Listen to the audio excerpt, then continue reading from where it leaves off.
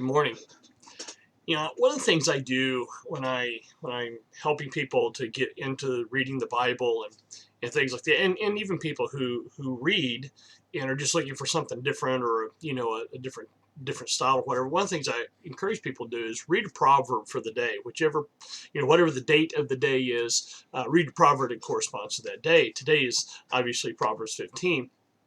And if you read that, if you're doing that, then you read verse 3 that says, "The eyes of the Lord are in every place, beholding the evil and the good." Sometimes I think when we kind of get not so much overwhelmed, but we just get inundated with the news of the day and the things of the day, and we see all things that are going on, and we forget God sees the evil and the good.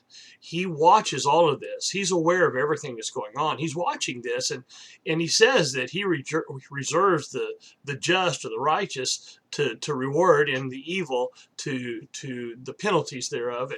And so he is in charge of all this. He's watching all this. He sees it all. And sometimes we think, well, okay, so what, we know that he's doing that. We get stuck on he's seeing the evil. So all the things that are going on, all the evil that's going on, all the bad things that are going on, God's got this. He's watching it, and one day it's going to come about. He's going to call them on the carpet, and they're going to pay. But the other side of that verse is also true, that sometimes we forget. He is watching the good and the evil. He says, beholding the evil and the good. His eyes are in every place. So the things that we do that are good, the things that we're doing to honor God, he sees that as well. And those will be rewarded one day. He's watching. He's watching the things that we do. He is watching the things that we do, that we try to honor him and tend to others and worship him and minister to needs. He watches all of that stuff. He watches the encouraging words. He watches those that are writing cards and notes. He's watching those that have a smile on their faces. They're preparing something for somebody. Um, you know, what a blessing it is to get to do something for somebody. It just brings joy. I watch Angie when she's making breads, and she smiles because she's already thinking in her mind who's getting this bread.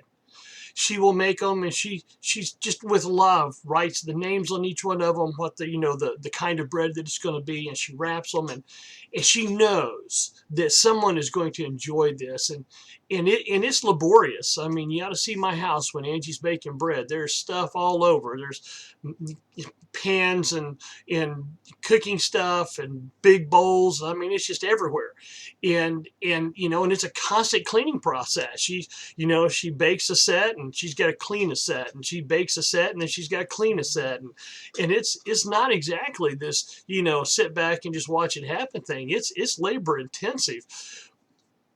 And I take this bread to my class.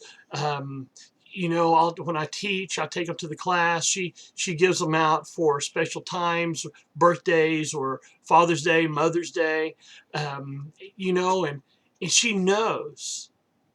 She knows there are people who really enjoy the bread, and she enjoys making it because it benefits somebody. It brings a smile to somebody's face. She enjoys it because it's something the Lord has given her that she can do to do good. And I love watching her when she's doing this stuff, and she's just flitting around, and she'll have music on, and she's singing, or she's doing the music, and it's just a joy to watch. You know what? I'm not the only one who's seeing that. God is watching that. When we're doing things, when we are serving God, when we are ministering to somebody, when we're coming up with that thing, I just think so and so would really like to have this, and you take that to him. God's watching that. He sees all of that. That's part of what he's going to reward one day when we stand before him. His eyes are in every place, beholding the evil and the good. Yes, those who are doing evil are going to have payday someday.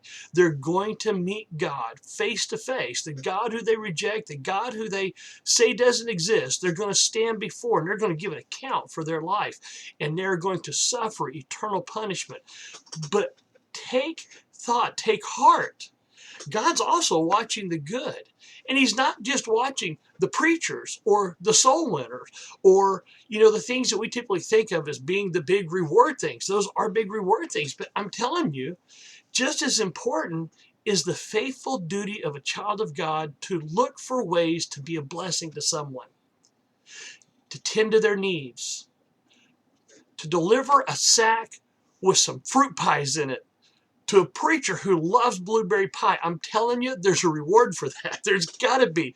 Maybe there's a sixth crown that we don't know about that's just for blueberry pies. I don't know. But I'm telling you, things like that, it blesses the heart. It touches lives. It brings a smile to the face. It makes the heart light. And the Bible says that a merry heart doeth good like a medicine. We have the chance every day to do something positive, something good for someone else. Let's do that. And in doing that, don't forget, God sees it. God will not miss a single thing that goes on in this world, good or bad. So while we talk about that, in be careful, little eyes, what you see, for the Father up above is looking down in love, so be careful, little eyes, what you see. Or we're saying, boy, those that are burning down our country, those that are murdering babies, those that are doing all this stuff, they're going to have their payday. Well, guess what? Those that are doing good, those that are honoring God, those that are finding those little things to do just to bring a smile to someone's life, they got payday coming too. And that payday is going to be before the same God, the same Jesus Christ, and he's going to be given a reward. He's going to be handing out his rewards to those who are doing good, those who are serving him and loving him and just trying to be a blessing to somebody. So keep trying to be a blessing.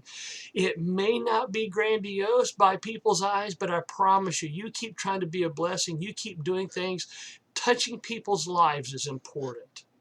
The little things do matter.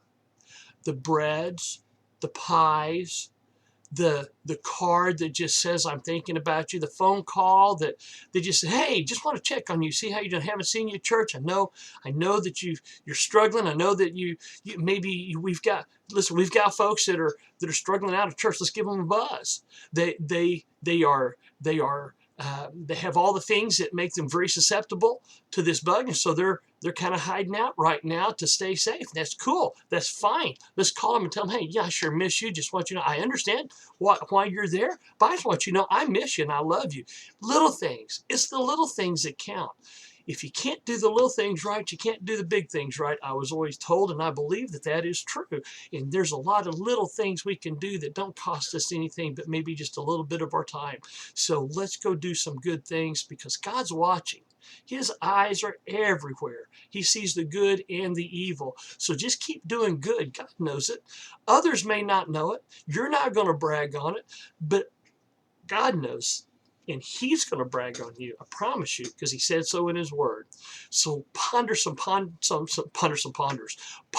good thoughts today. Think about what we can do to help somebody, to touch their life, or just be a blessing. Just to call them, be ornery, just to get a grin. All these things are important. Just enjoy serving the Lord. Enjoy others. Go do something good this morning.